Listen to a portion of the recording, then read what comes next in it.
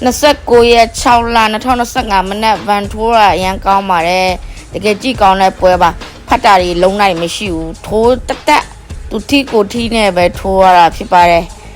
ပထမတော့နည်းနည်းထိလိုက်သေးတယ်ရင်တမမနဲ့စောင့်မျှော်နေရတဲ့ပွဲပါဘာဖြစ်ဒီပွဲနိုင်ပြီဆိုတော့ဗန်ကတော့လုံးဝကိုတထေးဖြစ်တော့မှာပဲဘာလို့ဆိုတော့ထိုးကြည့်ရလဲမြင်လာမယ်ပြီးရင်ကပတ်စင်ခေါ်ပွဲလဲစင်ခေါ်ခွင့်ရှိပါပြီနော်တကယ်ထိုးချက်တွေကြည့်ပါအောင်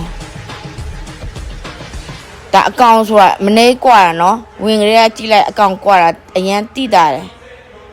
ဒါပေမဲ့ပဲဘာပြောတတိယအခြေမှာနော်စိတ်ထဲမှာထင်တာအလဲထိုးနေနိုင်ပြီလားလို့တေချာမကြည့်လိုက်ဘူးအခုမှကြည့်မိတယ်နှစ်3ညပွဲကအရင်ပြီးသွားတယ်အောင်ပွဲဝင်တဲ့ပုံကအောင်ပွဲနိုင်ပွဲခံတဲ့ပုံကလည်းမိုက်နေရောနော်တော့ကြဖို့ကောင်းတယ်ဘာပြောနိုင်တော့ပါပြီ